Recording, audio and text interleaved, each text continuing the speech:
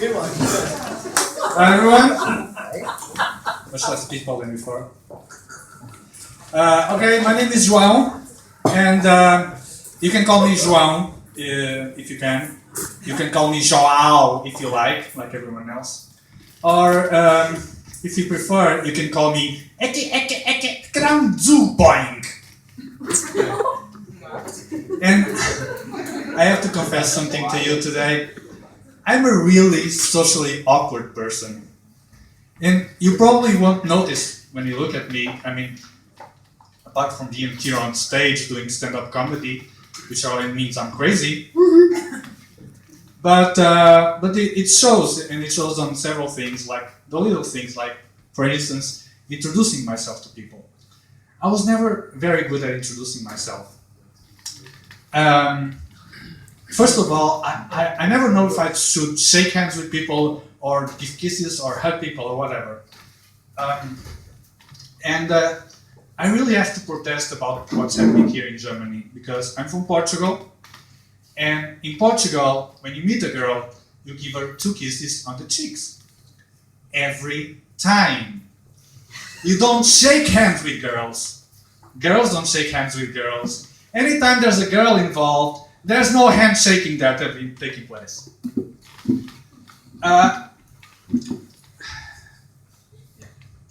So,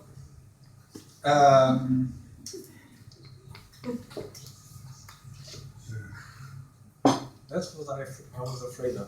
Wait a minute. And you're crazy, but you It's always like on the it. beginning of it.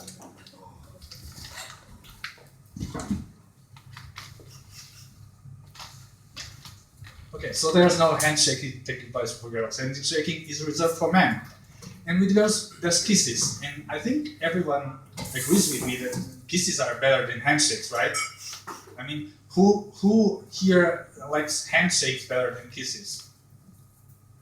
No one, right? So I'm right. Yeah, okay. Kisses are better. We never lost words. No. I mean, We with never girls. lost words. With girls. So I come here to From Germany. him, nothing. And I meet a new girl, and I'm trying to give 2 kisses to her. And she says, "Oh no, I don't know you from anywhere." Handshake. What the hell? I have to shake hands with girls now? And the funny part is that I meet the girl, I shake hands with her, okay, and I spend like 5 minutes talking to her, and then it's like, "Oh, I know you already. I can kiss you goodbye." Wow. So much has changed in the last 5 minutes. We're like best friends now. We can say goodbye with kisses. I don't even want to imagine what would happen if I talked to her like 10 minutes instead of 5. I think I'd have to marry her or something. Yeah. So, and what about the hugs? I don't understand the hugs. Can you greet people with a hug? I've been in Sweden a couple of times, and in Sweden there's no handshakes and there's no hugs. Instead, there's no handshakes and there's no kisses. And instead, they do this half hug like this, with only one arm. It looks like the zombies from Pedro's performance. And I don't know what this is. I really don't know what this is. But I've seen some people in Frankfurt doing the same thing. And then there are other people who do real hugs, like real heartwarming hugs. And there are people who do kisses instead. And some people give 1 kiss, and some people give 2 kisses, and some people give 3 kisses. Come on! Isn't there a standard for these kinds of things? So, which do I choose? I'm really confused about all of this, about the shaking and the hugging and the kissing. I think it's better if I just start saying hi. So, another part of introducing myself is saying your name. And I never got those people who introduce themselves by saying their names. But I mean just their names. Because usually it's like, hello, I'm John, nice to meet you. That's okay. fine. And but these people, they introduce themselves and they say, John. Two people introduce themselves to each other, and one of them say, John. And the other one says, Mary. and then there are those people who say their full names when they introduce themselves. Peter Jefferson Smith. What? Does he really want me to call him by that? Does he expect me to call him later and say, yo, Peter Jefferson Smith, grab me a beer, will ya? Come on. And because these names things is very strange to me, sometimes when I introduce myself, I don't say my name at all. So a typical introduction for me is like this. The other guy says, Peter Jefferson Smith, and I say, hi.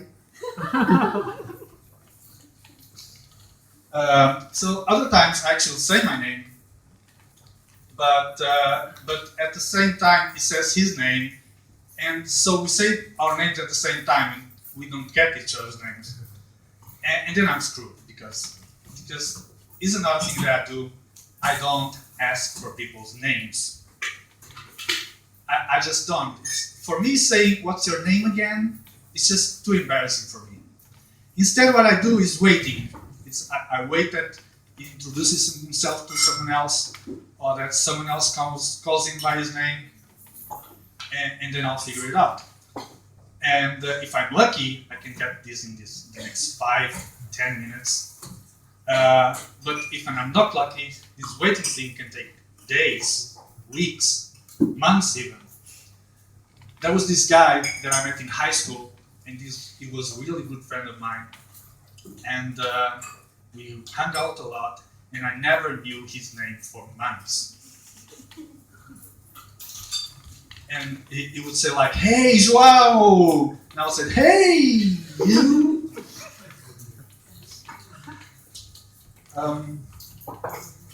Because at some point, no matter how desperate you are, even if you want to use the what's your name again, you can't do it anymore.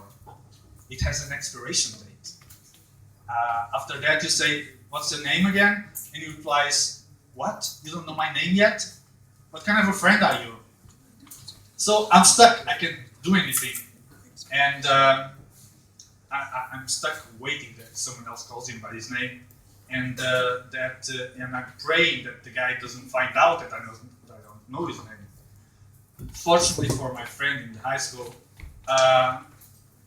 it didn't have to come to that, because after a few months, I heard some people calling him by his name, and his name was Tomé. That's Portuguese name, by the way. And I was like, yes, finally, I know his name already. Okay, yes. Hey, Tomé! How you doing, Tomé? You going to class, Tomé? I'm going with you, Tomé! Tomé, my friend Tomé, yes.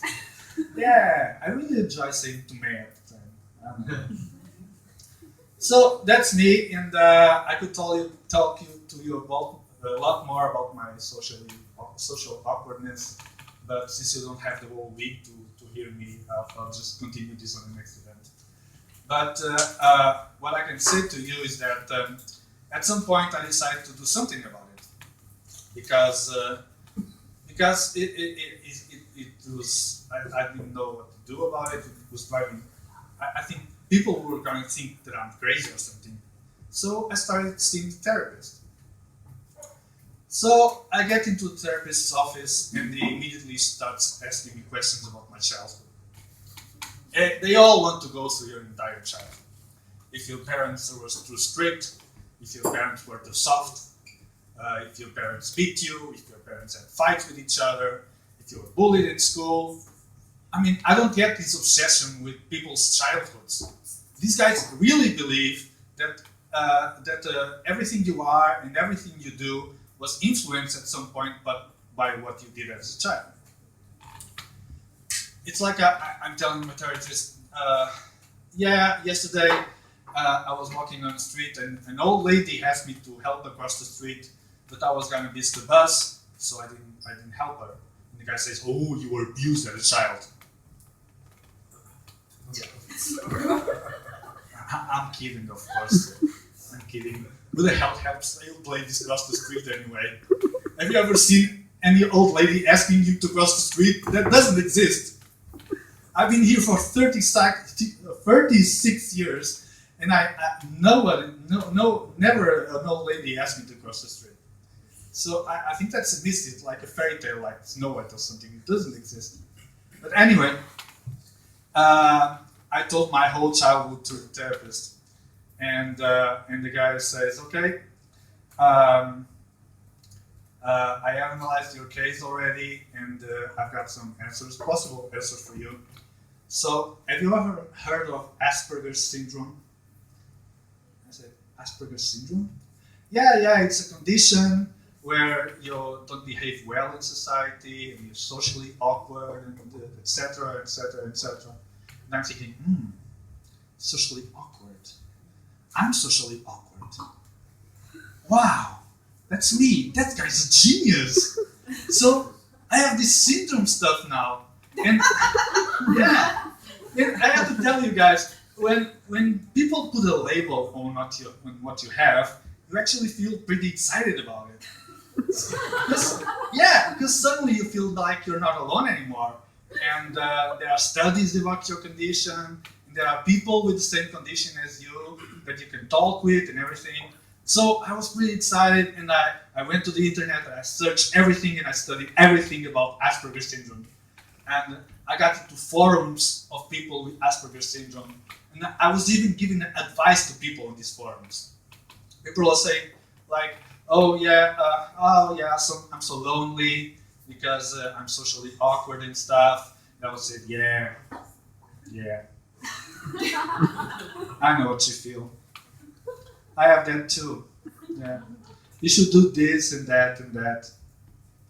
Yeah. So I was really excited about this, and I couldn't wait to. Oh, it's a cold joke. I couldn't wait to get my therapist's office to learn about this and to start my treatment. So the next week I get to my therapist's office and I say, okay, tell me more about this Asperger's syndrome that I have. And the guy says, whoa. Who told you that you have Asperger's syndrome? And I'm like, well, you told me that last week, didn't you? He says, no, I just said you have some symptoms that match the symptoms of Asperger's syndrome. But actually, you look pretty normal to me. And I said, no. What do you mean I'm normal? No, you said I didn't behave well in society. You said I was socially awkward. That's Asperger's syndrome. He says, nah, you're fine. You just have a little social phobia, that's all. Social phobia? But I don't want no freaking phobia. I want the syndrome.